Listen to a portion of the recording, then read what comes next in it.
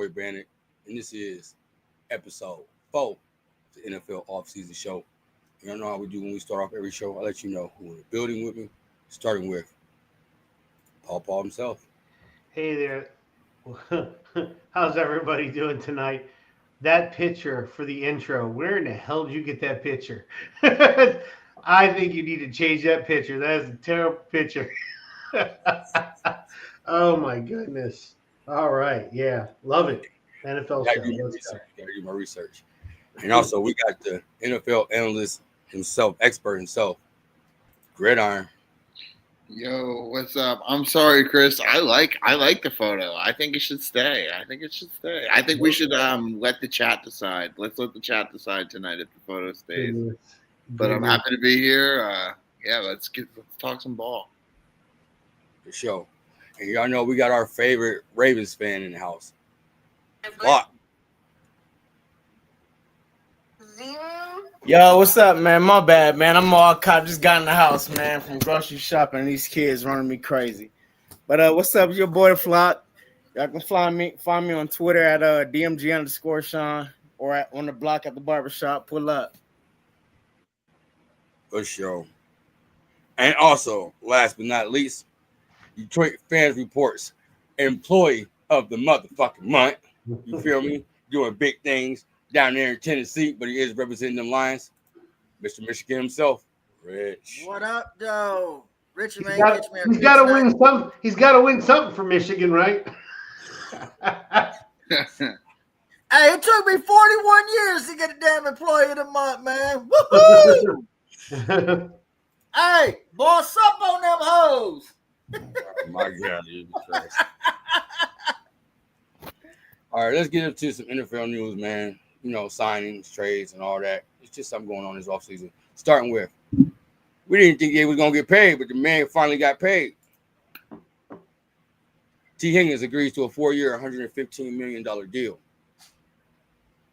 Gridiron, you don't look happy about it. They really don't. You really don't.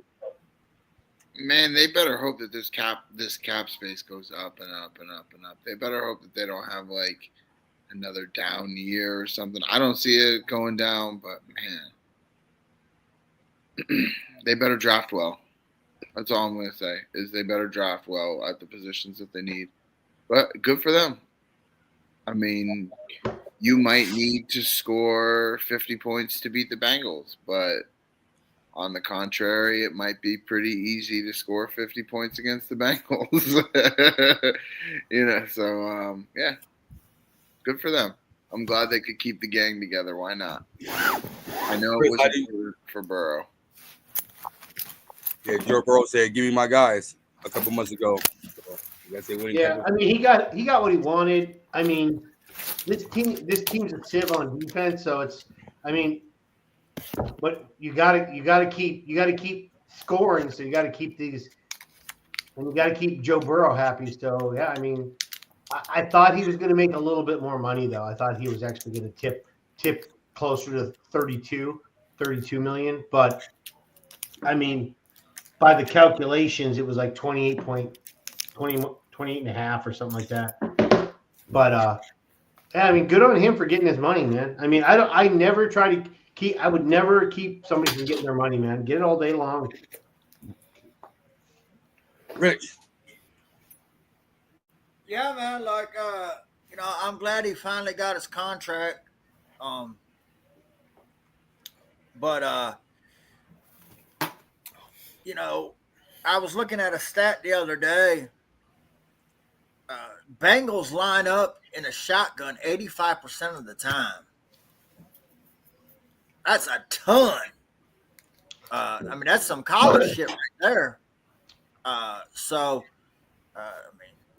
You have to have it for them to be successful, but I don't know. And now they're supposed to gonna sign Trey Hendrickson still too. Sheesh. Good luck. I don't think they had a cap to sign Trey Hendrickson, to be honest with you. But Flock, how you feel about the Bengals finally giving T. Higgins the money that he deserved? Yeah, they pretty much owed him that, man. They owed that shit for a while now. So, what it's gonna do? I mean, it's good for T. Higgins, but it's not good for that franchise, bro.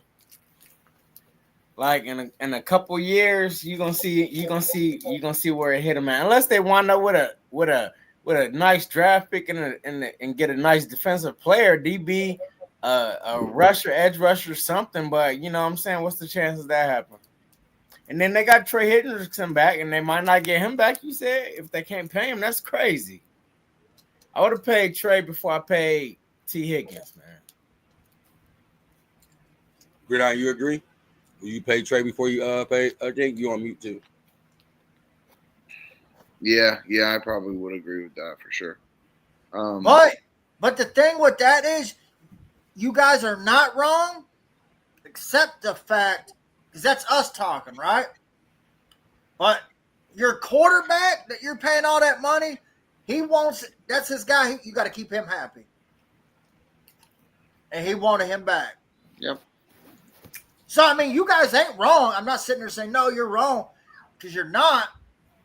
But you paying all that money to your quarterback, you got to keep him happy, unless you want a disgruntled quarterback. Chris, him or Henderson, who would you sign first?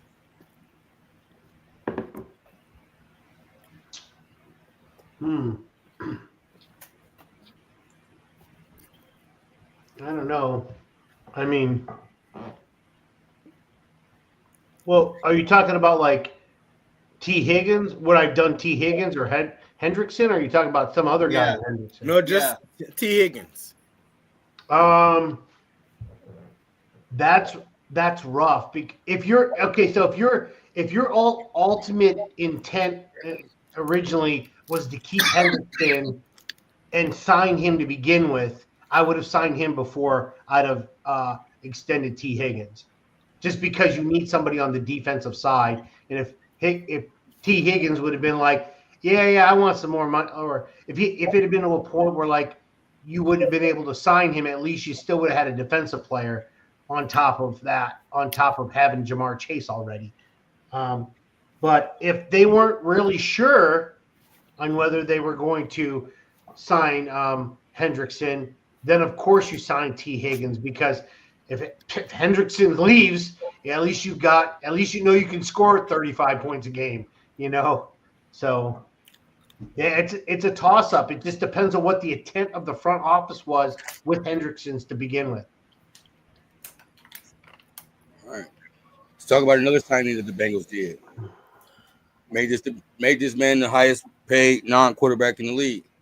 Jamar Chase got a $161 million deal for 4 years. See, and this man, player of the month. Player of the month. I'm gonna let you go first. Who, me? Yes, who the player of the month? Oh,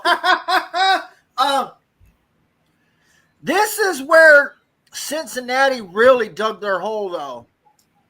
They waited on him and they waited on T. If you would have signed them sooner, you wouldn't have had to pay these big ass prices. Period. That's why, I like what Brad did. You went ahead and got Goff out the way. So look, his contract ain't nothing now. You went and got Sewell. At the time, you made him the highest paid offensive tackle. He ain't anymore. St. Brown, you made him, one of the top two? His deal looked like a bargain now compared to – so that's why you guys, it's all when you sign them, not making them wait. I mean, you let this guy go get a triple crown. Now you have to pay him. And paid them, they did. When you make the players bet on themselves, you shoot yourself in the foot. Sometimes it goes your way, but then it don't too. So it's their fault. Chris. Okay, so I was just looking at this. So basically you've got 45% of your cap tied up in 3 players. Burrow, T. Higgins, and freaking Jamar Chase. 45% of your cap. And then if you sign Trey Hendrickson to another $30 million, Now you're over 50. You're like closer to the 55 percentile, if not more, for 4 players. Like that's crazy, But you don't have very many other good players on the team. Like I mean, to be honest, I mean you're scoring. If you're scoring 35 points a game, I mean, and you're winning games, so be it. But I mean, that's crazy though. You're right. Whoever said it before, they better be banking that salary cap continues to go up by like 20, 30 million every year, because they're going to be the New Orleans Saints in a few years if they don't watch it. Yeah, I mean, we have to always keep in our head that it's very common for people to restructure deals to open up cap space for that year, because they know. I mean, Pittsburgh did it for years and years with. I believe they did it with Harrison. I know they've done it with Hayward. I know they've done it with Highsmith. I know they've done it with Watt, just to push a little bit of money down the road, because the NFL is not getting any smaller, and neither is the cap space. So yeah, we could say they're going to be in trouble now, but then they could just do a restructure, and you can restructure somebody's deal every year. You can also change signing bonuses to be paid out immediately, so that way they don't. So like those incentives that they would have had to use, like they would have to get every season, you could turn them into cash and move it down the road, and then that way. And then also, I don't think, now correct me if I'm wrong, Chris. You're really good at looking things up on the fly here. So I don't believe Jamar Chase is going to be making that $40 million this year. It's an extension, so that money will kick in next You're right. You're right about that. I'm just putting into perspective what it will be. He only has one more year on his rookie deal, though. So, yeah, correct. So 2025, he's still making his rookie money, but 2026, he's at $40 million. And the cap space is going to go up at least. Let's say even if cap space goes up $16 million, which that's on the low side, right? Yeah. So let's say cap space goes up $16 million. Let's just take that 16 right off Jamar. Now you got 28 and 24, which is still a lot, but 24 being Jamar, or 25, excuse me, 41. But minus 16, and then getting it that way. So, I mean, I think that's the way that they're looking at it, especially if they have their deals backloaded. Now, we don't really know. Yeah. See, whenever we're saying $40 million a year, that's just the average. We don't know, like, if these deals are backloaded, front-loaded, however it may be, when their guaranteed money ends up. You know what I mean? So, for all we know, I don't see any guarantees on the photo here, but for all we know, this could be a 3-year deal, $100 million guaranteed. You know what I mean? And then that 4th year is like that big deal. You know what I mean? Plus, they can add void years to things and move. You can always push money down the road. Backloading is usually the better deal, because they can move it down the road. But So as far as keeping their quarterback happy, I think this is a smart move. Smart move for them. I like Joe Burrow. I mean, I like seeing him play well. But they're going to be hard pressed with defensive players, though, man, because they're going to have to draft very well on the defensive side. Yeah. Or, this guy who just came from Notre Dame is going to have to bring a whole new attitude, a different scheme, and really have these guys buy in. Yeah. Flock. Jamar Chase, didn't they just pay him? I swear they just paid him, right? No, they were talking about it. Oh, well, again, I'm all about getting your money. And if they win games, it will be good for the team. And that don't mean that they're going to have the shittiest defense 2 years in a row. They might still have an average defense. We don't know. We're just talking about how much they're just improving their offense. That don't mean that their defense is still going to be shitty as shit. They still might bring something. But you started. Like everybody in the division making some big changes, except for the Browns, for real. So I mean, they could. I'm not. I mean, I don't. their defense was really bad last year, so I'm not gonna. I'll hold out. Yeah, hope. and then you got to think of the division. Their defense beat the Browns next year? Yes, their defense will at least beat them one time. And then you got to think of the Ravens and the Steelers. Like, would that defense beat those guys at least once? And Maybe. they lost like twice to the Ravens, and 1-1 with the Browns and Steelers, I think, last year. I mean, just got to remember. I mean, these guys are scoring at a good pace, so that's going to definitely help their defense. I mean, the defense knows that they're going to give up like 3 touchdowns, but if my offense is going to score 4 or 5, I'm not really going to worry about it a whole lot. Yeah, but they missed the playoffs with losses like that, Like, we beat them twice in, like, super overtime type shit, like last play of the game, And if they would have at least had a defense, they would have at least got into the playoffs, Yeah, it's true. If they would have at least won one of those games, maybe 2, they would have been in the playoffs, Yeah, that's all they needed. That's the thing. Is like, I mean, it's because their offense is so good, not because their defense is average. And who is their running back? Who? Chase Brown. He wasn't bad. Rookie contract. Yeah, he's not bad. He's not a bad quarterback or running back. He's pretty good. Yeah. Yeah, they'll probably He's on a draft a rookie young guy, contract, man. too. They might draft a young guy or pick somebody up. They're going to need a second running back for sure. All right, let's talk about some quarterbacks that's on the move. We didn't get to touch into them last week because we were so deep. But anyway, Justin Fields got signed a 2-year deal with the Jets. $40 million, $30 million guaranteed. Flock, I'm gonna let you start with you. How you feel about the Justin Fields signing? It's a project. We all agree it's a project, right? Again, it's the Jets. So it ain't nowhere you can go but up from down. So give it a try. I'm here for it. I'm not fearing it at all. Like DK Metcalf to the Steelers. I kind of fear that, but this shit right here, I don't fear this shit, man. Like, even if how you can you fear a wide receiver who don't even have a quarterback to throw him the ball?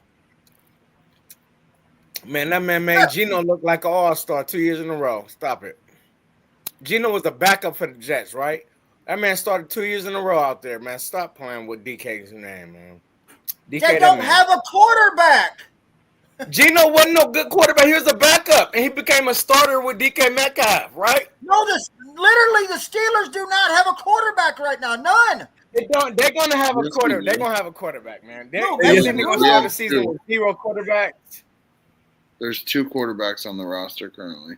Who? Mason Rudolph. They got Mason Rudolph, I thought, right? Mason They Rudolph. got Mason Rudolph. Geno, what I'm saying, Geno was sitting the bench for a long time, and then came to Seattle and took over.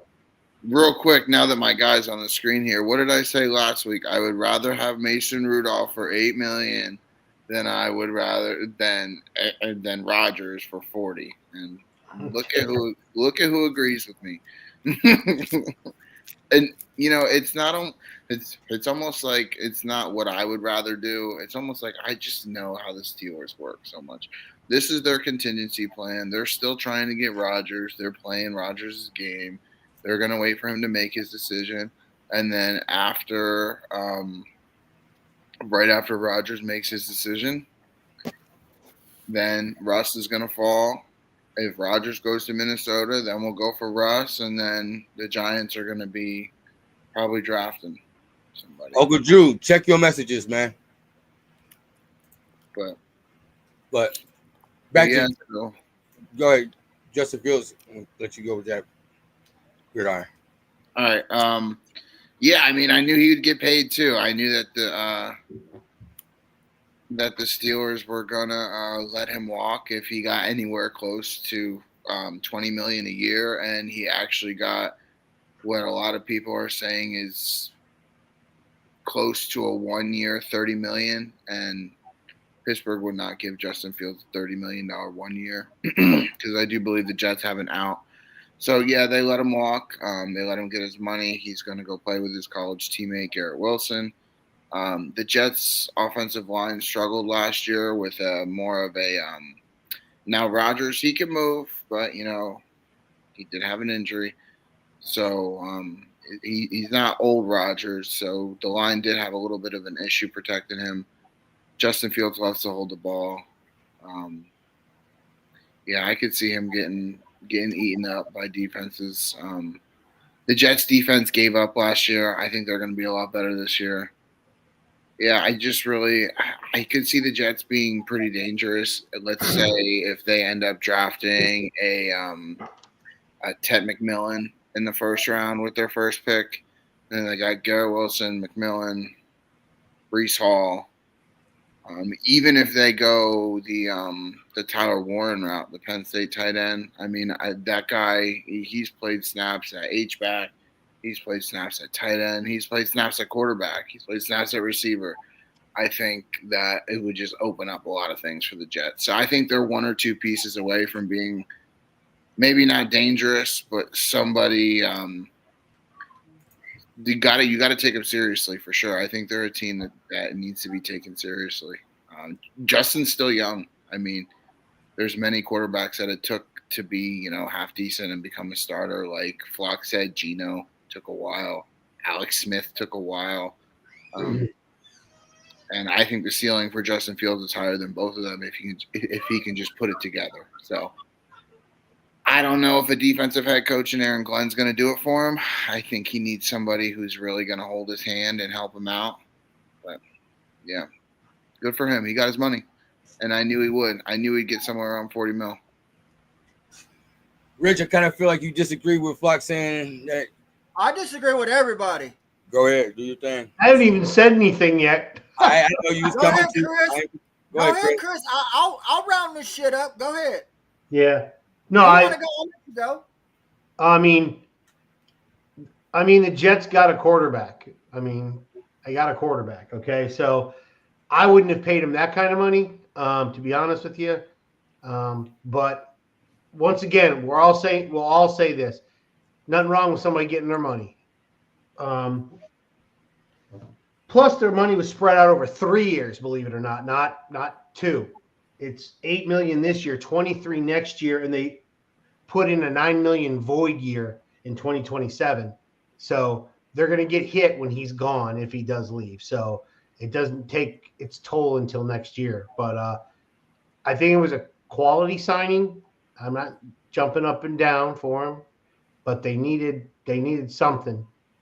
And we'll see how well it works out. I'm neither on or I'm in the middle on this. I really am, to be honest. Rich, we're going to get to you, then we're going to get to the question in the comments. So, first of all, if I'm Justin Fields, I'm not going back to Pittsburgh. I was 6-1, and you freaking benched me. I'm not going back. I don't care how much you owe me. You want to pay me. I'm gone. So I don't blame him for that. Second, I said Chicago should have never gave up on him. He was never the problem. I think he's a good quarterback. I think he needs the right coach. We forget about Baker Mayfield, too. How many teams did he bounce around until he became what he is, a decent quarterback? I think Aaron Glenn is a good coach for him. He is but I think he's a leader of men. I've always said this, that Ben Johnson was the better coordinator, but Aaron Glenn was going to be the better head coach. I think he will hold Justin accountable, and he will demand the most out of him. Being with Garrett Wilson, the connection they had at Ohio Soft. Here you go with that. Go ahead, bro. I was going to say, Rich is actually prompting up an Ohio State quarterback, and then he said that. Boom. Like you were doing so well.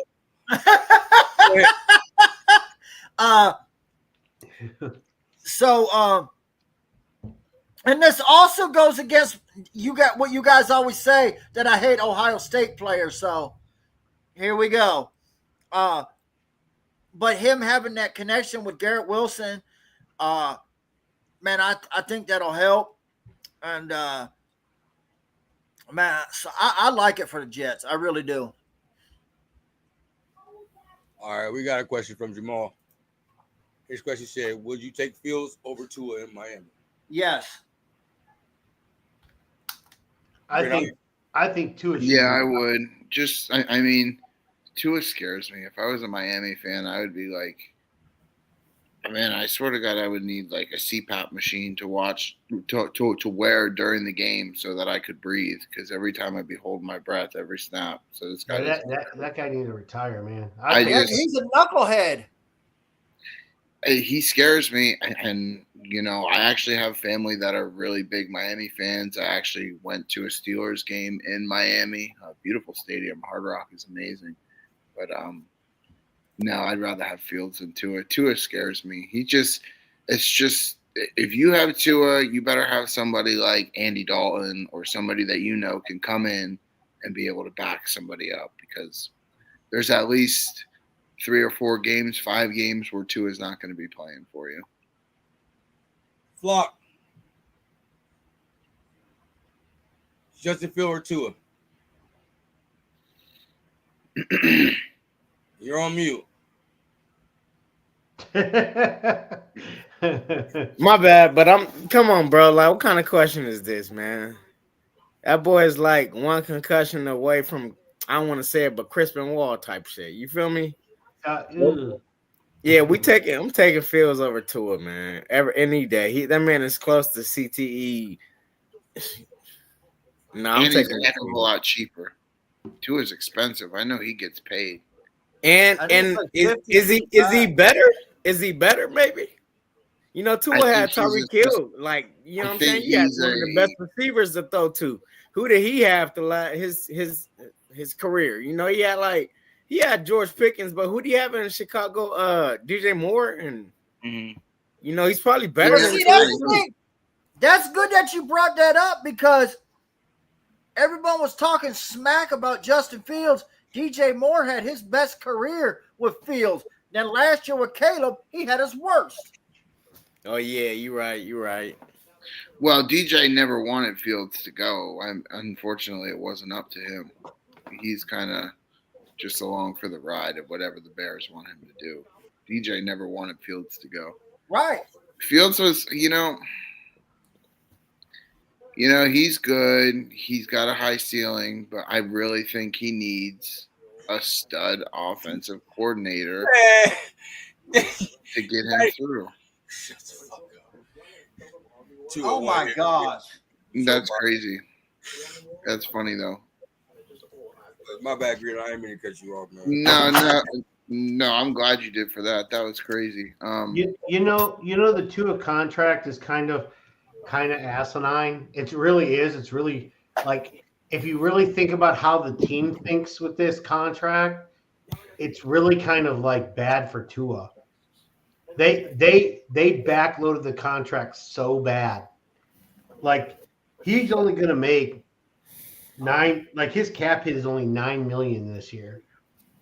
Then next year is 39, and then he finally starts getting like serious money after that. Like, yeah, but isn't this because his rookie deal?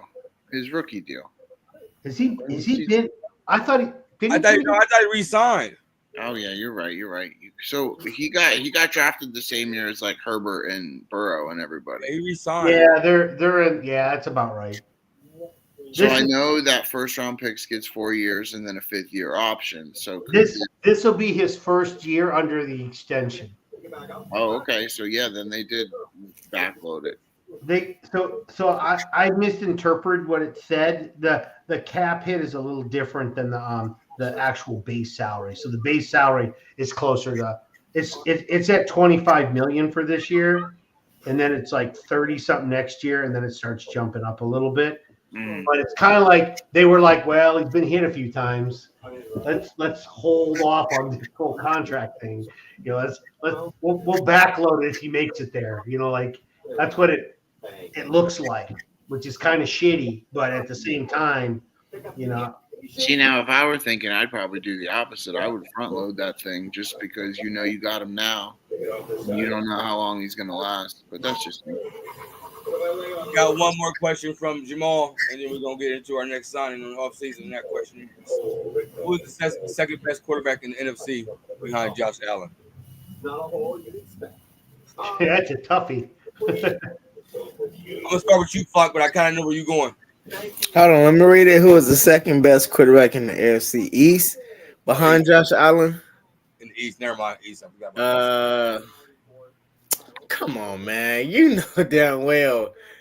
He putting Tua up there. I want to say Fields because he ain't really played in the AFC East yet. But he still got Tyreek down there. And this guy got Garrett Wilson and who else? Lazar Allen. Yeah, man. You know, so I'm gonna still stick with Tua being the second best. But I don't mean I'd take Tua. Like if it's a game of pickup, I'm picking Justin Fields first. But yeah, second best is Tua. Either. Huh? I don't think you. With the question marks with Tua, with the question marks with Fields, even though I'm in favor of him, I'm just being honest. There's all you also cannot count out Drake May. Man, yeah, you can. You kind of can when you comparing him to an MVP like Josh Allen. Yeah, We're going for second best. We're going for second best, not first best. And I wouldn't even put him ahead of Tua and or Fields. You know, we gonna give us another year. Yes, he is year. You know, did he even have a full season last year, or he came in like halfway? I usually and I don't even start judging quarterbacks until their third year anyway. And he didn't even have no receiver to throw to, really. Yeah, you're right about that, man. Because he's probably going to have a sophomore. He could have a sophomore slump. You don't know. People could have now tape on him. They play against him differently. Like this is second year. I'm not going to give a lot of hype. That's just say just like with Jaden Daniels. I mean, if he comes out and he's not doing shit the first like 4 or 5 games, the first people are going to say, "Yep, rookie second year." Everybody knows him now. You know, like if he doesn't compete, that's what's going to end up happening. So I'll wait until that third year, that third important year, and see how well they do. All right, let's get to another quarterback. Well, this was in trade. Old face, new place. We were just talking about a little bit. Gino getting traded to the Raiders for a 3rd round pick. Flock, he up there with his old coach. Yes, see. Well, that'll work. Him being with his old coach, that's gonna work. And who are the receivers out there? Brock Bowers. I said receivers. He's still. That's about your receiver. That's a tight end. He had over 1,000 yards as a rookie. Man, I get it. But you're saying a tight end is the best receiver. You sound like the Ravens. That's where we were like the last 3 years, right? But it don't say how much money. Look at it this way: right? If they draft Austin Janty, with their pick, if they can get him, that'd be really good. Then now you start. I don't know what their line looks like. I think their line was okay last year, so I don't know how. You know what? They do have who is Jacoby Myers? Huh? Jacoby Myers. He's not horrible. He's not a number 1, but he's not. He had over 1,000 last year. Yeah, no offense. I'm not trying to be racist. That's the white boy, right? No, Jacoby Myers. No, that's your color. That's the dude that never dropped the ball. Never mind. That's the dude that never dropped the ball. I don't think he only had 1 drop. Oh, okay. Yeah, Jacoby Myers nice. But you know what I think? They're not going to beat the Chiefs twice. I tell you that much, or once. And, we're not asking for that. He just asked, "How do you feel about the quarterback being on the team?" Has nothing to do with what I'm saying is they're compared to the Chargers, Chiefs, and Broncos. They might be 4th place still. They're still in 4th place. I'm just they might be 4th place. They're just better 4th place, right? Hey, but the ceiling is 4th place can get you in the playoffs. 4th place can get you in the playoffs. You can be that 7th seed. Yeah, it's happened. I don't know. Probably. Especially with that division, I could see that happening. All 4 of them, division winner, three wild cards. I could see it for sure. You can see the Raiders getting in the playoffs next year. Is that what you're saying? Yeah, with Pete. Are you kidding me? I don't see it. Grandpa Pete. Oh yeah, they could sneak in. Why not? Why not? You agree with that? I'm trying to see. I'm seeing who. I'm trying to I rate. think New England could be in the playoffs. I'm trying to rate the other teams because you're going to have Buffalo's going to be there, Baltimore, Pittsburgh's probably going to be there, Cincinnati might be there, Houston's definitely going to be there. I don't know about Indy, Jacksonville, and Tennessee. Indy, maybe. You got Kansas City, you got LA and Denver. Sorry, Las Vegas not making the playoffs. Not next year. It's a slim chance that happens. I can see it. You know what? I think it's hard for 4 teams in the same division to make it anyway, no matter how good they are or garbage they are. It's hard for 4 teams in the same division to make the playoffs. Yeah, I can't see them unless one of the teams I named, unless like Cincinnati and Pittsburgh take a dump, which I doubt they will. I wouldn't be surprised if Cincinnati has a down year and Pittsburgh has a down year. I wouldn't be surprised. If those two teams Baltimore has a down year. If those two teams drop off, then I would give them a chance. But I wouldn't be surprised if Baltimore drops off. I'm not really, none of the AFC North teams, have really done a lot to get better, if you ask me. Then that dang Ravens team definitely hasn't. But just to keep it quick with Geno, sorry to get off topic. I like Geno. He's very accurate. He's got a whip for an arm. Dude can throw a football through a keyhole. I like him. I like his attitude towards the game. He's got that chip on his shoulder. I think Pete Carroll had a choice between him and Russ, and he picked him. And Pete Carroll won chips with Russ. So I think that says a lot about Geno and Carroll's relationship. I think that they're going to be great in the locker room together. I really, really think that this Raiders organization has a stain on it that keeps a lot of people from thinking that they're going to be okay. But I think, I didn't like Pete to Chicago. I didn't like Pete here. I didn't like Pete there. But the one place that I knew Pete would be able to go for 3 years, get an elder quarterback like Geno to ride it out with him and put somebody in there would be the Raiders. I really think that they're going to be a problem this year. If they don't make the playoffs, they're going to be a team that's going to knock somebody out. I think the worst they do is 7-10. I think they're getting 7 wins. And it's funny you should say that because that was, as you said, worst. I said 7 wins was the worst. But I don't think the AFC, it's so competitive. So sorry to cut you off, but with the AFC, it's so competitive that if they steal 2 wins, 3 wins, all of a sudden they're 9-8, 10-7, getting that last wild card seed. I don't think their ceiling's very high though either. I think 10 is their ceiling. What? 10, maybe 11 at most. Yeah, that's what I would say too. Their ceiling's not very high, but their floor is not very low. So that's why I'm thinking like if Cincinnati and the Steelers are going to do well, this team's going to suffer behind it. Like that's going to take up your spot. Because I definitely the other AFC teams. I mean, when you're talking the ones with the Titans in it, that one I'm not even worried about. But it's the other divisions, the one they have alone. Unless they can steal a couple from their own division, it's gonna be rough. Rich, your thoughts on the move? Yeah, I like Geno. I think he's a solid quarterback. I think he's a quarterback you can win with. I don't think he's a quarterback you can win because of.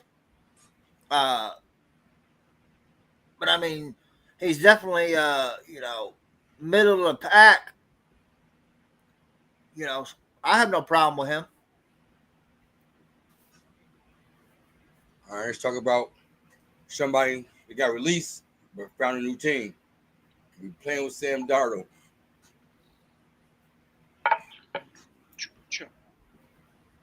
There he is. Seahawks agreed to terms with Cooper Kupp. How you feel about that pairing him with Sam Darnold? Chris, we'll start with you. I think pretty good. It's good. He needs a receiver out there. I mean, Kupp's going to get more playing time and more more balls his way, but it's not gonna be the same team as last year. I mean, you have no DK Metcalf. You don't have what's the other guy? Gosh, why do I always forget him? Yeah, Lockett. You know, Tyler Lockett. I mean, you've got an injured-prone running back from Michigan State. So, I mean, the guy has don't ever draft him in the fantasy draft. Made that mistake.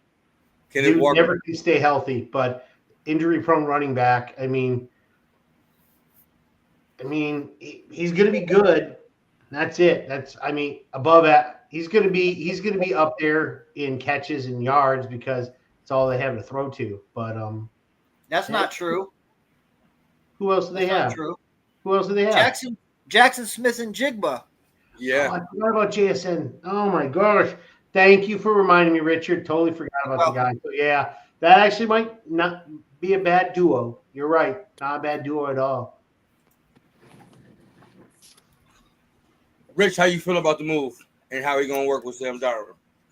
So, I'm not a Cooper Kupp guy. I think he's overrated. He's had 2 good years. He's always injured. I'm so happy he didn't come to the Lions. I was battling in the chat all the time. He's dead. Chris knows I was throwing puke signs. No, please don't. Like, I think he's overrated. I don't think he's worth the money that he's paid. St. Brown has done more than he has in half his career. Kupp's been in the league 8 years, and Brown's been in 4 years.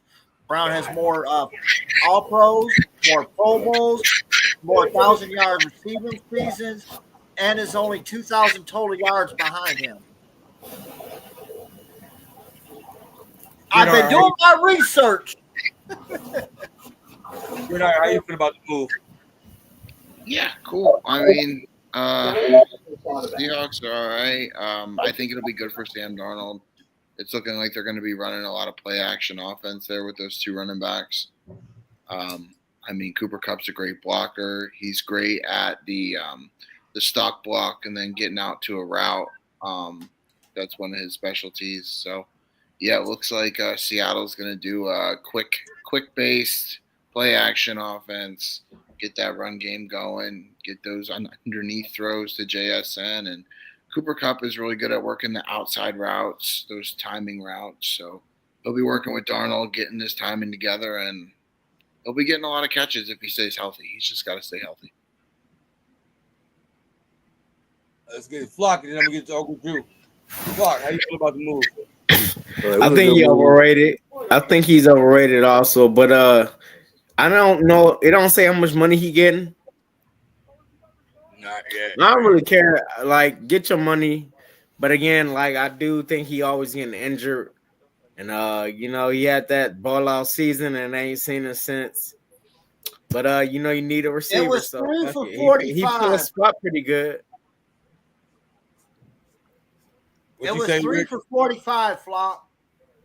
You said what? 3 years, $45 million. Yeah, that's a lot of money. So it's not the highest, but I ain't gonna say he ain't worth it. I'm always for the player. Get your money, man. Even if they ruin the NFL, get your money, man.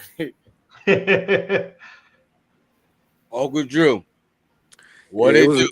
It was a good move, but he's not overrated. That's ridiculous. He's a Triple Crown winner. How's he overrated? That's ridiculous. 1 year out of 8 years. Yeah, that I'm gonna give you this. Every receiver that Stafford had got hurt, right? That's because he got him hurt. He threw him to coverage every time. And watch out, Puka gonna be next. So, and then also Seattle gonna run that West Coast offense that fits him perfectly. So I think he's gonna be all right. So you think he's gonna do that Triple Crown season this year again? No. That's never happening again, or that's never happening. I'm not saying that, but I mean, is he even getting close to it? Is he gonna win one of get those? 1,000 yards? Is he gonna win one touchdown catches or yards? Is he gonna win anything? If not, he's but if you're gonna use that argument, who else had a Triple Crown winner in the league? Other than Chase. Who what? It doesn't happen every year. Jamar Chase had 2 ball-out seasons, like back-to-back since he got Triple Crown. Like No, the he just year had no, before, no, he no, had that's not another true. ball-out season. He only had 1 Triple Crown. That was this year. Before that, he had a ball-out season, though. But I'm saying, okay. Also, you gotta remember, you comparing an offensive team that had weapons around them. It's like dogs. You know what I'm saying? All I'm saying is you get old, bro. You don't get better. You get older, man. I don't. Your body. I think for me watching them play, he was still getting open. Like he was just not getting open. DeAndre Hopkins was open. No, You don't Jesse wasn't. translate to nothing. Now How with the many Jesse times all wasn't. them cats get open? Now with the Jets. Cup's last 1,000-yard season was his Triple Crown year. And that was only his second 1,000-yard receiver. That dude was overrated. All right, so I got a question for the panel. With them losing Gino and getting Sam Darnold, losing DK, picking up Cooper Kupp, do the Seahawks make the playoffs this year? Chris, I'm gonna start with you. Sorry, I zoned out what you were saying. Sorry. Say it again. Sorry about that, man. All right. With the additions of Sam Darnold and Cooper Kupp and the losses of Geno Smith and DK Metcalf, do you think the Seahawks make the playoffs this year? No. Rich? Do I think Seattle will make the playoffs? Yes. Uncle Drew? No, it ain't gonna be because of Sam Darnold, because their defense can't get to the quarterback. Gridiron? I'm going to say no because they need a better offensive line as well. Yeah. Mm-hmm. K-Nex flock because it sounded like he burned his popcorn. So He burned his popcorn. do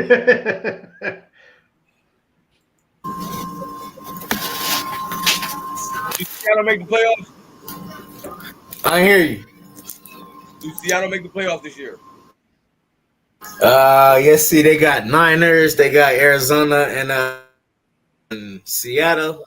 Do Seattle make it? They have to be a wild card behind the Rams, right?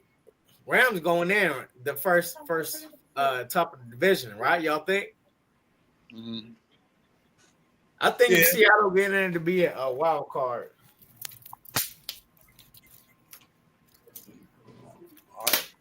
We know Arizona and San Francisco ain't doing nothing this year, so. All right, let's talk about another key addition we had this week. Gridiron, I was right too. Darius Slay signed a 1-year deal with Pittsburgh. How you feel about this signing, Gridiron? I'm start with you. It's a 1-year deal, $10 million fully guaranteed. Sure, I guess that's cool. I much rather would have had like them make a move on a younger guy for, let's say, 15 or 17 mil. But I know Tomlin was big on Slay. Slay wanted to play for Tomlin.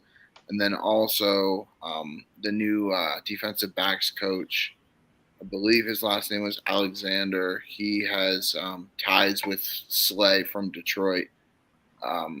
So I know that Slay really wanted to play for Tomlin and Alexander again. So there was a connection there. There's your connection you're always looking for, right? So good on him. I think he'll get playing time. $10 million guaranteed. That's chump change in today's NFL for cornerback for a starting caliber corner.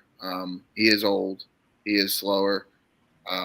Pittsburgh loves to do that. I mean, we took in Joe Hayden, Pat Pete. Now we're doing Slay. All I hope for Pittsburgh is that they get more of a Joe Hayden than they do a Pat Pete, because Hayden did a lot better for them. But we'll see. I mean, he has the potential to be a good addition, good veteran for the defense. Uncle Drew. Yeah, it was a good move. I think he'll be all right. Ain't got to be in coverage that long. That good pass rush the Pittsburgh got, so I think he'll be all right. Was you surprised that Detroit didn't try to make a move for him? No. Rich, how you feel about the addition of Slay too? So I look at it more as veteran leadership for Bishop and Porter, because Slay is one of those guys, like when Mitchell and DeJean got drafted, he was asked, "Are you worried about your job?" And he said, "No.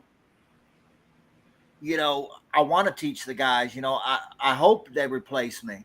So he's always been a good leader, and he struggled as a rookie.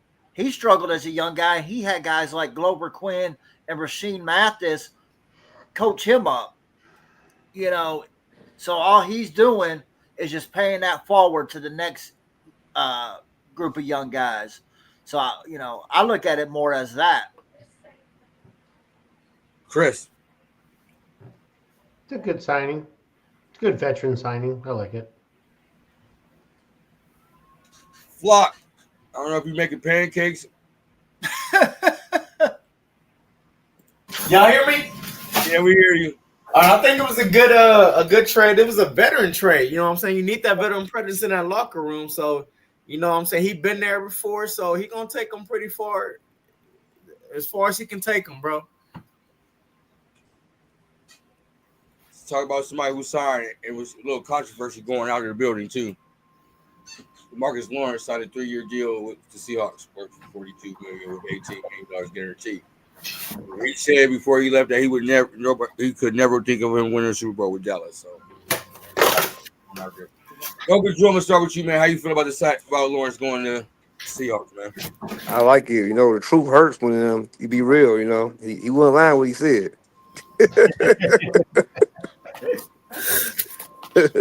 So Seattle needs a pass rusher bad, and they got one. So they should go ahead and draft another one. They should be okay. Rich. Yeah, I mean, he's not only is he a good pass rusher, he's good against the run as well. And you can put him inside at times. But what I thought was more funny was when he replied back to Parsons and said, "Maybe if you quit tweeting and podcasting and focus more on winning, I would have stayed." I thought that was more funny, to be honest with you. Chris. Yeah, I think what you guys said, it was kind of funny for him to. But you know what? Truth hurts. Truth hurts. Dallas ain't going to win a Super Bowl. They barely can win a playoff game, if at all. I mean, Jerry Jones is so high on himself. He's not worried really about like scouting and developing and getting a good player. They're more for their freaking the value of just the team itself. I like the fact that he went and signed with the Seahawks. Good for them and good for him. Gridiron. All right. So this one I actually had done a little bit of research about because this was part of my article that I had written about the top 5 free agent defensive edge players on the market. Lawrence was my number 4. So he spent 11 years in Dallas. Last year, he had a lot of injuries keeping him out. He is said to be 100% healthy at the moment. However, the thing with Lawrence that I do disagree with most who have spoken so far is that I do not see him as a good pass rusher. He's only gone over 10 sacks twice in his career, and both of those times were over 5 years ago. So I think Lawrence is going to be a great veteran piece for Seattle. I don't see him being much of a pass rush threat with Seattle, but he's definitely going to shore up that rush defense. But remember now, just because you're not getting sacks don't mean you're not affecting the pass rush now. Right. That's a stat. That's all that is. Are you talking about pressures? Yeah, pressures count. Yeah. I'm not even going to get into that whole pressures conversation right now. I'm just giving you the stats. Man, that's too much. See, there's too much stats pattern going on, man. Stat that is his issue is his injury history. So let's see if he can stay on the field. I mean, he had years where he only totaled 2.5 sacks, 3.5 sacks the whole year, right? But maybe the bigger picture is because he can't stay on the field. And I'm sorry, but availability is your best ability. Availability is your best ability, right? So if you're not available, I don't care if you can't rush the passer or not because you're sitting there holding the clipboard. So that's what his main focus should be, is get in that room, get some good treatment, and stay healthy this year. Pressures are not a stat. Flock, how you feel about your Marcus Warner stat? First off, I just want to say pressure is real beneficial to a defense, bro. Like, don't say that, man. I said it's not a stat. It is a stat, bro. It is a stat. It's a stat, bro. But Seattle, I think it's a good trade again. He wasn't gonna do anything in Dallas, so I think he would have just closed his eye and picked the team at this point. But so Seattle look like they're rebuilding and they're trying to do something, so they might just take that wild card spot, you know. You sticking to that? They still got a good coach, Mike McDonald. He pretty solid. Well, the Bills signed Joey Bosa to a 1-year, $12 million deal. I don't know how much that is really guaranteed. Chris, how you feel about the signing of him going to Buffalo? And if I ask you that question, If he stays healthy. pass rusher. Say that again. I said, and after that question, do you think the Lions will pick up a pass rusher finally? Do you think we'll pick one up? Yes, finally. So I think this is a good signing for the Bills. It's a good veteran edge rusher. What does he have left in the tank? I don't know. Will he be here for the whole season? I don't know. But it is good for the Bills. Adds to their already really good defense. Will the Lions sign a edge rusher? I mean, there's still a couple out there.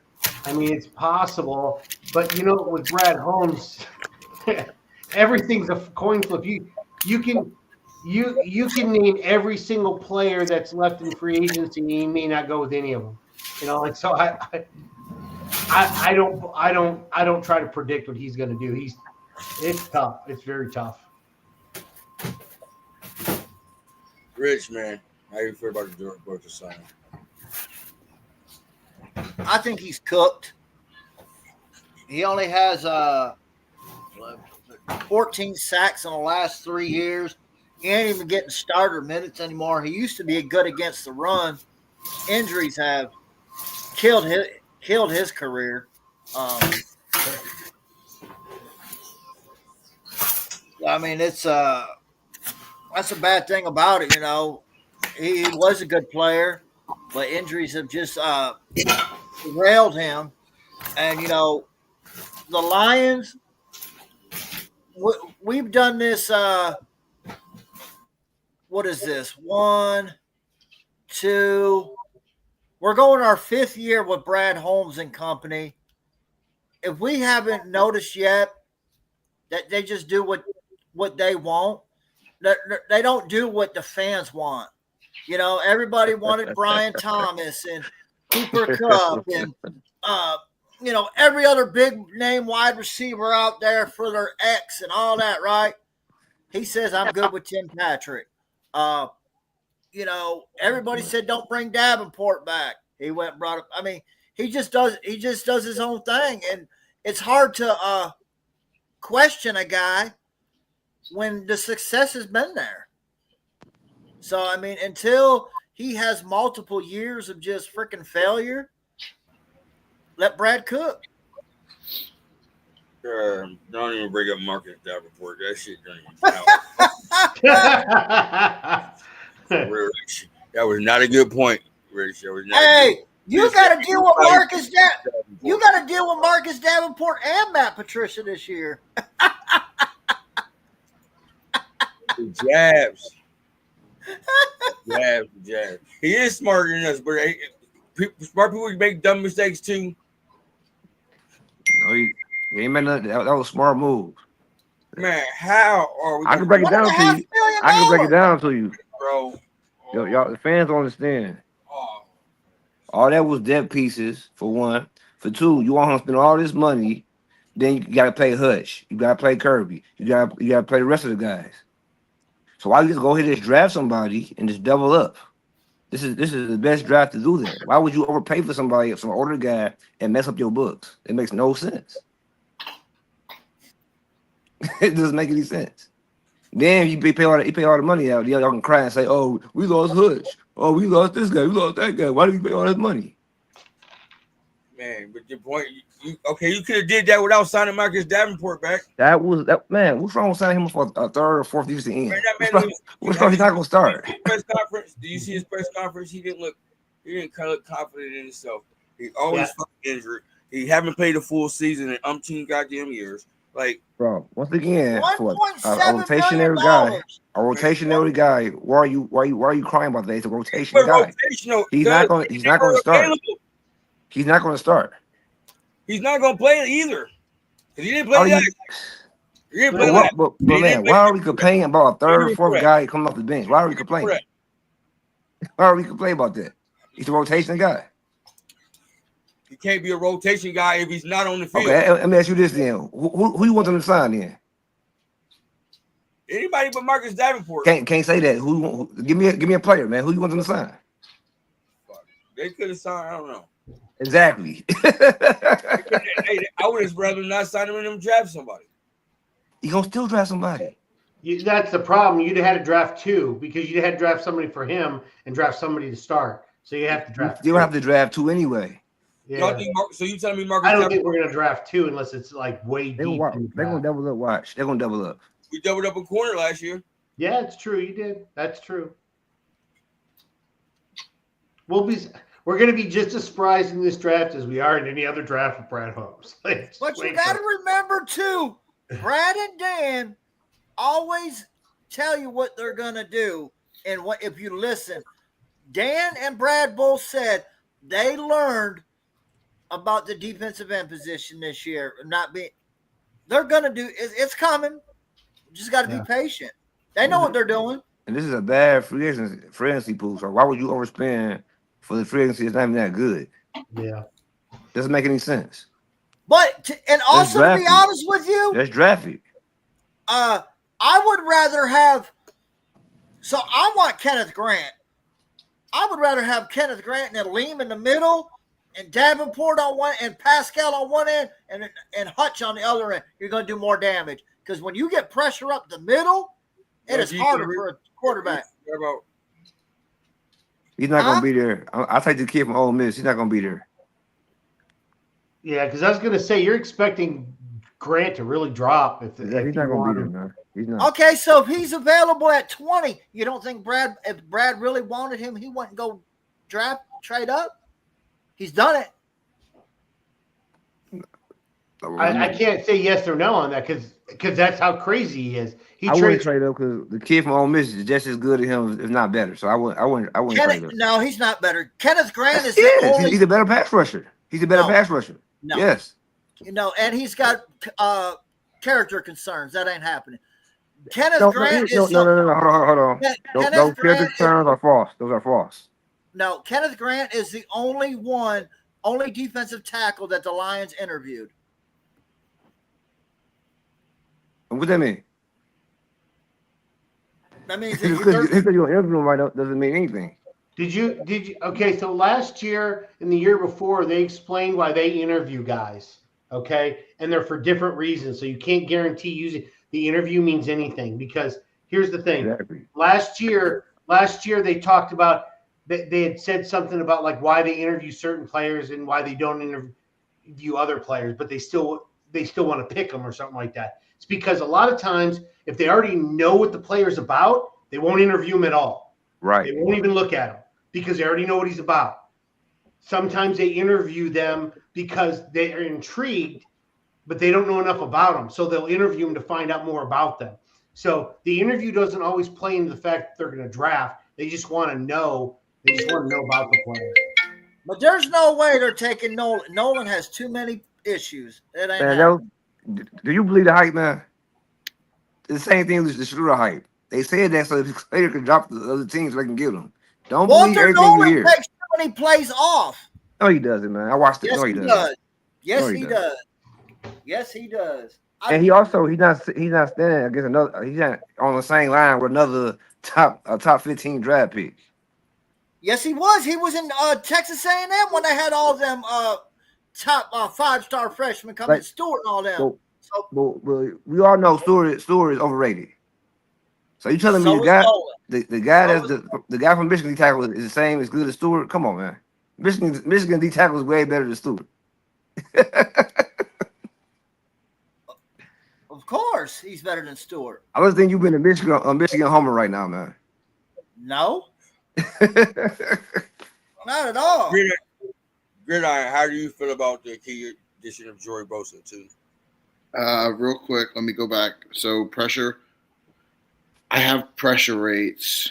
So DeMarcus Lawrence was 124th in total in pressure rate. He was 131st in hurries. So, I mean, that's not really great for a pass rush. Was that last year? Yes, sir. He only played in 4 games. Of course it ain't going to be high. And then the years before that as well. So he had a pass rush grade of 53.9. So, but anyway, Rich, I do agree with you here. Joey Bosa is washed. I think this is more of a let's sell jerseys kind of move. I don't think he's going to make much of an impact. I think he'll have a few games where he gets a sack here and there. Might have a game where he gets 2. But I think he's going to play that role that Von Miller played with them. Just that closer, that pass rusher whenever he's healthy. Definitely not a 4-down defender, 3-down defender, not even. Oh, no, them days are done. Think?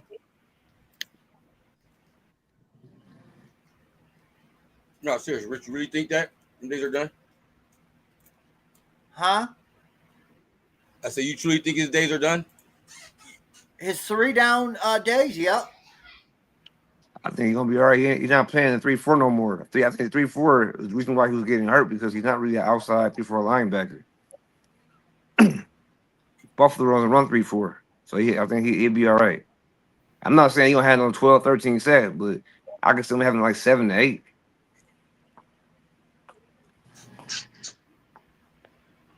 All right, we got one more topic we're gonna have here. Gridiron, I'm gonna let you take this one because you brought it up and you wanted to talk about it. So, all right, yeah. So I saw this on my Twitter feed. This ML football guy, he likes, some people, a lot of his stuff are very thought-provoking, debate-provoking. So I kind of wanted to just throw out.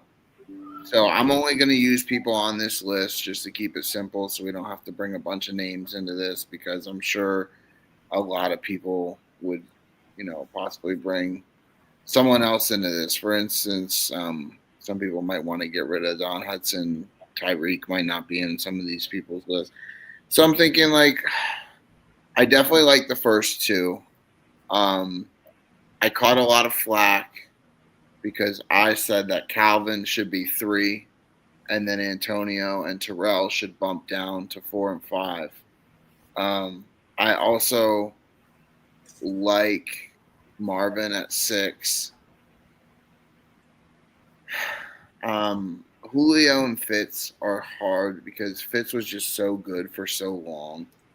And Julio was just that dude for a solid 4 or 5 years. I would probably put Julio ahead of Fitz. And then I would. I've heard of Don in my life. What's that? I never heard of Don. Don, yeah. So his Packer, obviously, you can see that right on there. That's why. I've heard of him, but I don't know about him. The big thing that I was getting at was Calvin was better than Antonio, and a lot of people were catching. So, on my Twitter page, a lot of people. I would put T.O. over Antonio. I would. See, I would too. I would too. That's not even a debate. I would put Tito over fucking Antonio. See, I would definitely. I'll put Fitzgerald over Antonio. I would not. And I put Marvin Harrison over him too. Yep. Yeah, I would now, put. Are we talking? So now, are we talking stats, or are we talking like all the antics and everything? Because if we're just, I'm just talking about football. Yeah, football. Okay, football. well, then if we're talking Larry Fitzgerald had more tackles than he did drops in his career. Listen, and I would check. I would put on some real shit. This would be my list on God. Like, this is me. I would put Randy Moss first, Calvin Johnson second, Jerry Rice third, T.O. Oh my god! Oh my god, you're dumb, man. Go take a nap, man. Go take a nap, Bandit. Go ahead. Man, you need some rest. See, but now I don't think Tyreek is a top 10. I'd put Sterling Sharp in the top 10. Hold on 1 second. Let me go here real quick. I just got a nice little thing. So this is Randy Moss and Antonio Brown's numbers career-wise. So Moss played 218 games. Brown played 146 games. So let's keep that in mind. Receptions, Moss had 982. Brown had 928. Targets, Moss had 1,600. Brown had 1,400.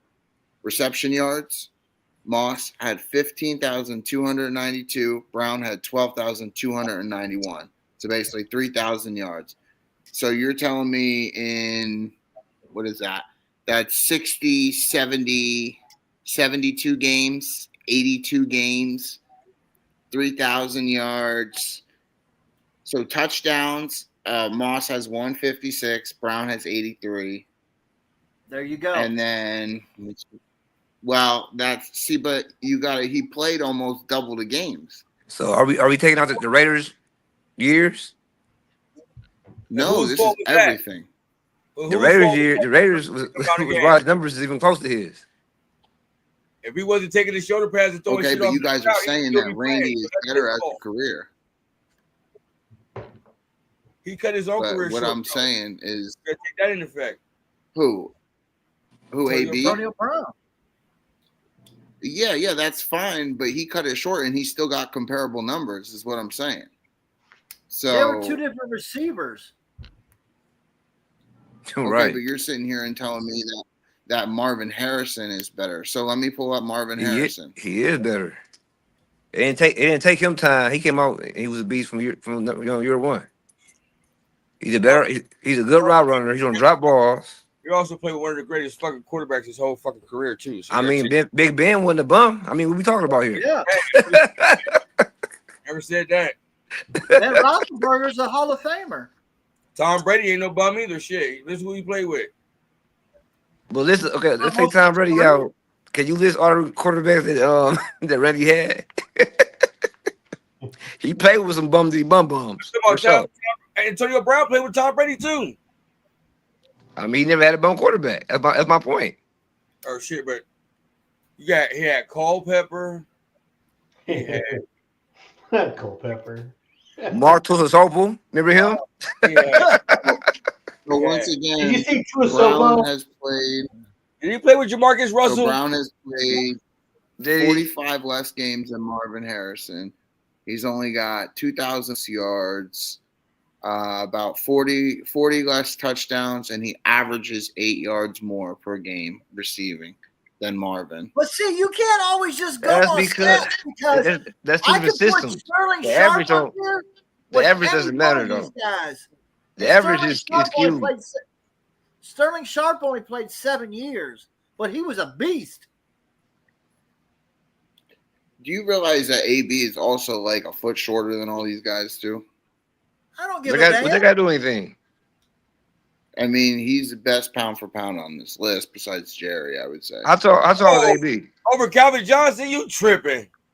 Pound for pound? Yeah, absolutely. Man, I saw AB. Oh, man. Hey, Gridiron.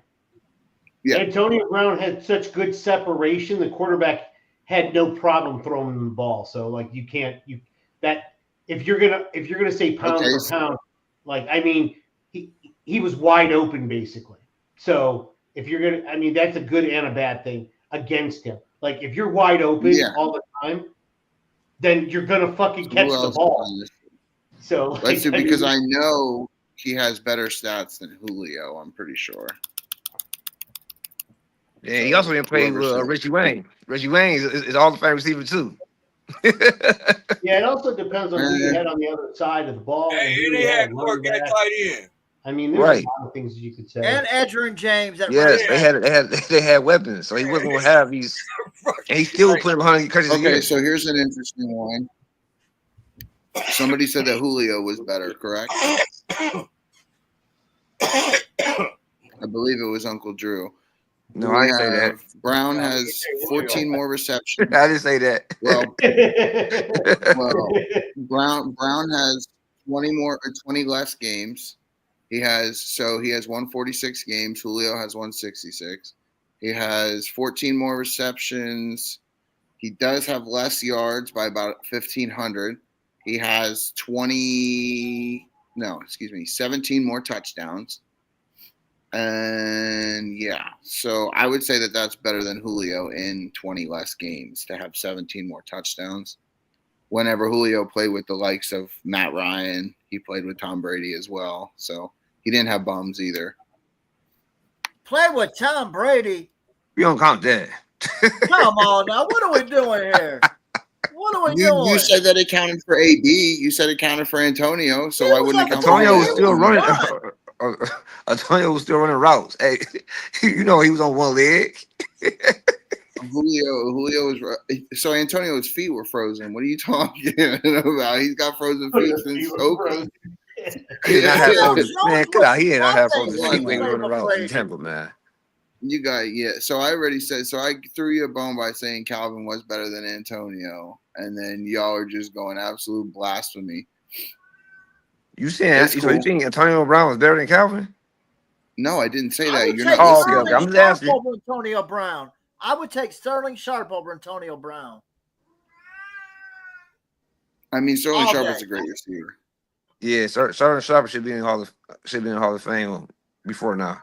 You young guys don't know about Sterling Sharp. I know about him. I know Drew know about him. Chris knows about him. Because I wasn't there doesn't mean I don't know about him. Yeah, if he went for the injuries, he probably been top. Now, Rich. There's that crazy. He'd been top 5 receiver all time. Yeah, if it wasn't for that neck injury, he'd been top 5 for sure. Okay, well then, if it wasn't for CTE, Antonio Brown would have been top 3. So there you go. Same argument. No, you can't use that. You can't use that. Shoulda, coulda, woulda. Shoulda, coulda, woulda. Shoulda, coulda, woulda. Shoulda, coulda, woulda. That's all it is. It's totally different. Like, come on, what are we doing? It's great because at least Antonio's mentioned on this list, and Sharp, he's not even the best Packer on this list. Man, he better than that guy right there. Cut it out. Like Tyreek shouldn't even be in this top 10. Like, what are we doing? Like, I can go make a list and say this is what it is. That don't mean that's what it is. Exactly. Right.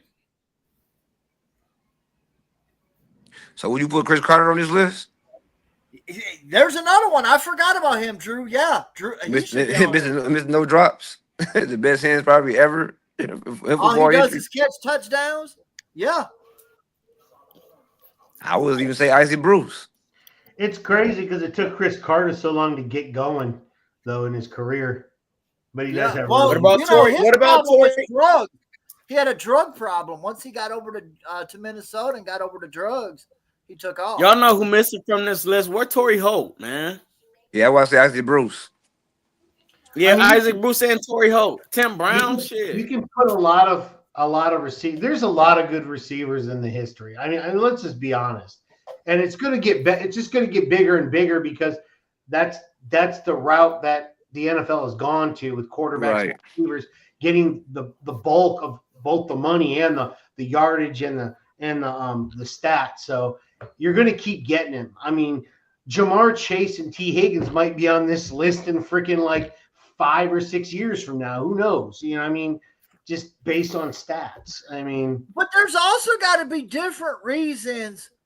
There's different reasons why guys are where they are too. So like Calvin, for instance, he literally changed the game.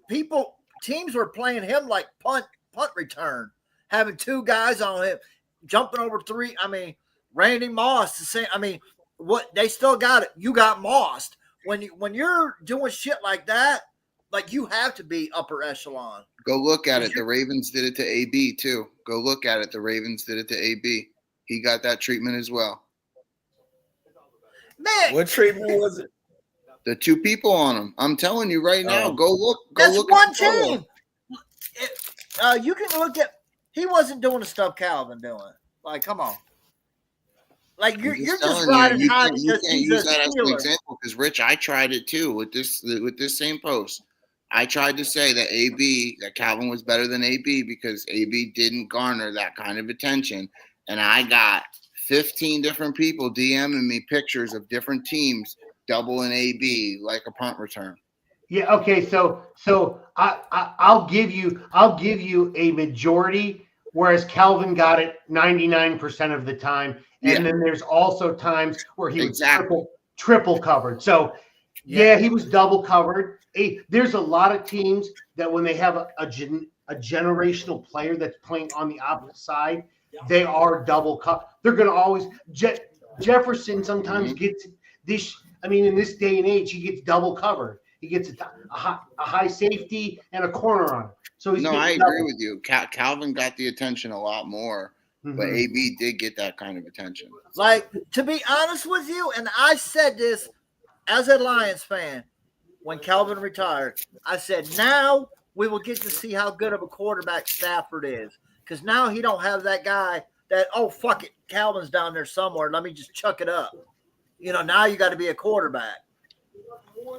You know what I'm saying? And I think he proves that. Yeah. Well, the following year, he had more comebacks than any other NFL quarterback in history, and still has the record to this day, I do believe.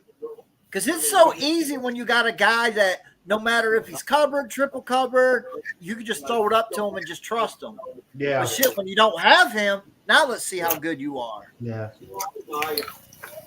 But let's reel it back to receivers, I guess, in this top 10 list. I mean, I would have. So real quick, actually, I did actually look up just like an outside view of the 10 best receivers. And this guy, he's a writer for NFL Network. He has Don Hudson at 2, so I had to read it because we were both, like, why is he 9? So Rice is often he wrote Rice is often thought of as the top player in NFL history, but Don Hudson held that honor for the league's first 50 years. He had 99 career receiving touchdowns, and it was not surpassed until 40 years after he retired. He played from the years 1935 to 1945. He posted nearly twice as many receptions as the next closest player, and he is in the Pro Football Hall of Fame, obviously. So it seems like Don Hudson has done great things. Don't get me wrong, but he holds a little bit of bias based on the fact that he could have been the lead into the passing of the NFL and stuff like that. So basically, basically he was, I guess, he a plumber. He was a plumber. Yeah, he's playing against plumbers. When I look at his stats, though, is like I'm looking at what you were looking at. 90% of the stuff is all highlighted. He led the league almost every year in everything. Now,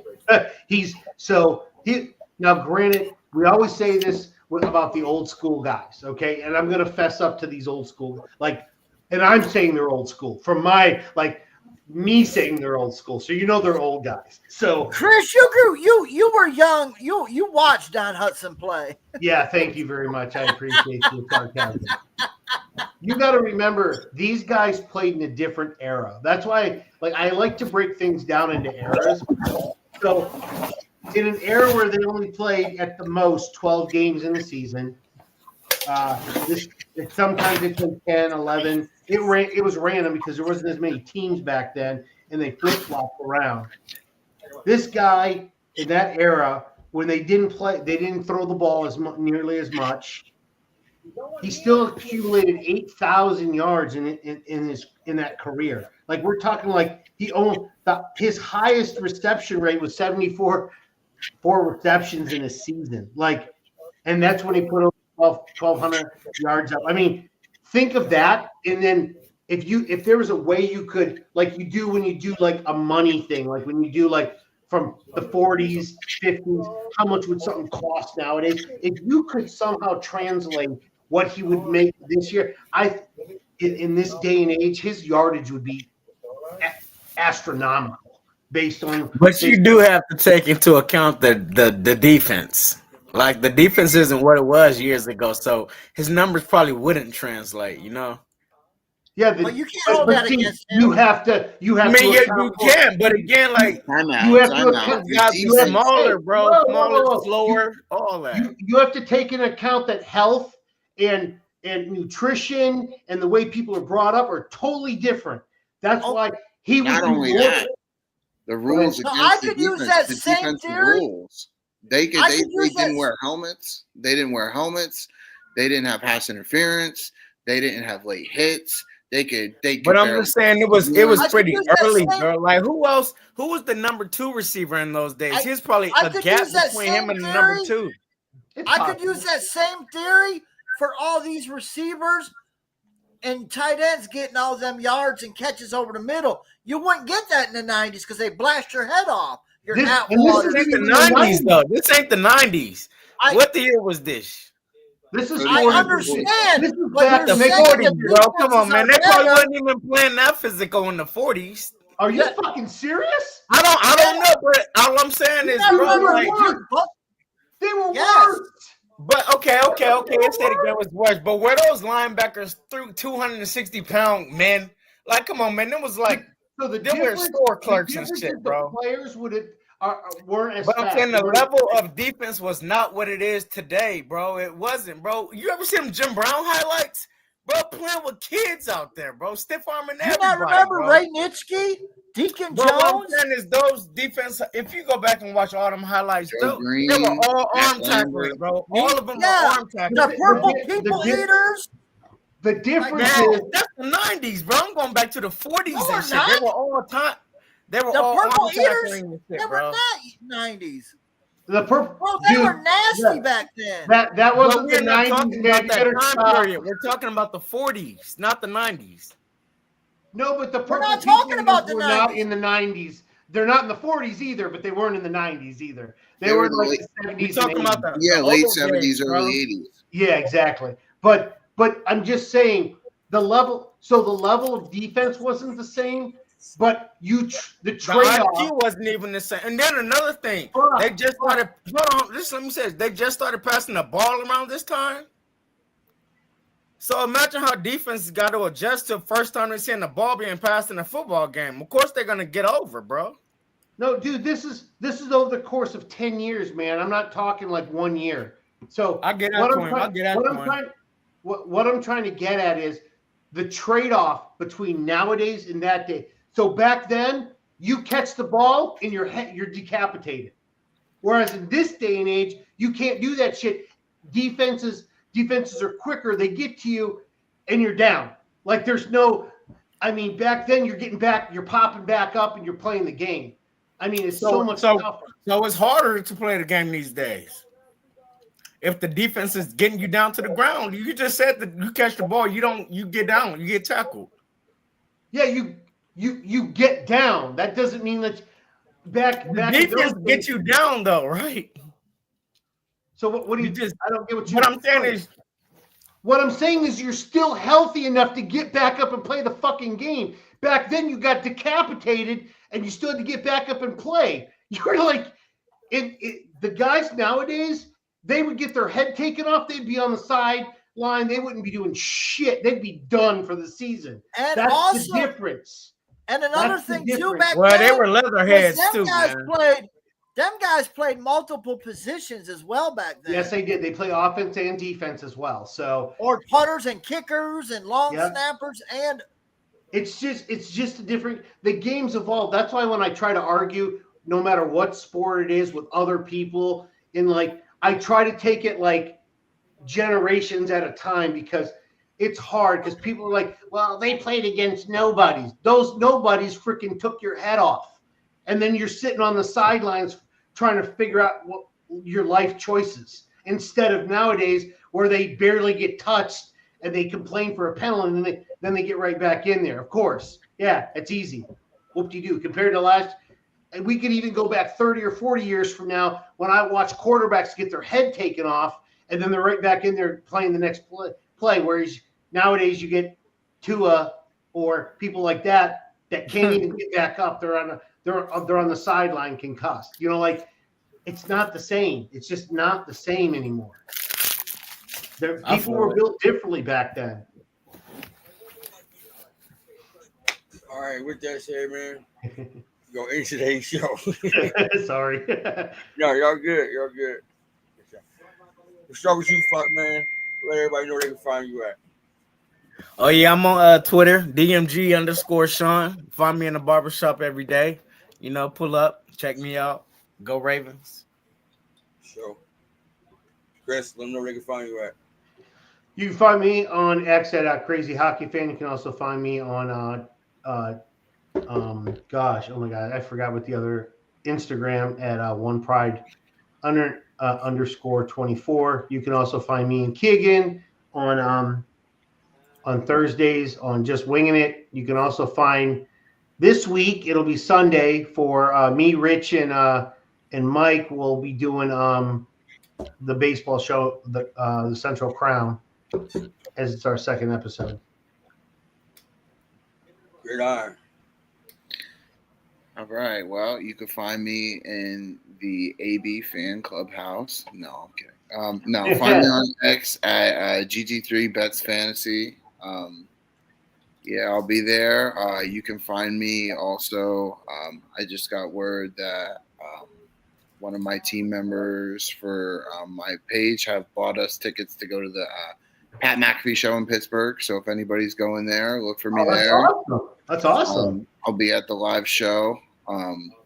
Yeah, check it out. If you guys are there, reach out. I'd love to get to know some people and talk ball. That looks like a Are you serious? Yeah, they gave Lamar 5 years, $260 million. Why do I not believe you? I don't believe you, man. I don't know if it's real, man, but I've been seeing this, and I guess they extended me. No, he just signed the contract. That's what I said. I'm like, did you just do one? Yeah, but anyway, yeah, you can find me on Twitter. Lamar Jackson may or may not have got extended, which is fine. He can't show up. He can't show up in the playoffs anyway. Go Steelers. Hashtag here we go. AB Fan Club. That's where I'm at. I love it. I love it. I love it. Rich, man, let them know they can find you at. Yeah, he already signed a 5-year $260, so that was old. So yeah, Riggs, man, you can find me on X at Riggs928. Like Chris said, we'll be on Central Crown, the baseball show. We'll be on Sunday this week. You can also catch me on Piston Show on Mondays. We had one yesterday. You guys did a good job. I listened to it earlier today. Thank you. Appreciate that. Yep. Go Lions. And it's always go blue. Oh, I didn't get to the mute button. Hard. I can't even take that. Go green, go white. Go green, go white. We are. All right, y'all know who I am, man. I appreciate the 344 people watching, man. We'll do us a favor, man. Hit that follow button on X and subscribe to us on YouTube. We very much appreciate that. When we get to 500 subscribers, we will be giving away a free Lions, Tigers, Pistons, or Red Wings jersey. So make sure you hit that subscribe button before y'all get in for a chance to win. It's great to be a Michigan Wolverine. It's great to be a Michigan Wolverine. It's great to be got him off the screen. Wow, that's so bad. How you gonna do your employee of the month like that, Bandit? You just got rolled up. You gotta start the new cycle off. Yep. I give us and I take us away. Take his picture off the wall, Chris. Yeah, definitely. All right, we're just it, man. There's that Ohio soft shit again. All right, here we go, bro. You ain't planting your flag in my yard, on God. Like, but I ain't messing with charges either. Man, we just it, man.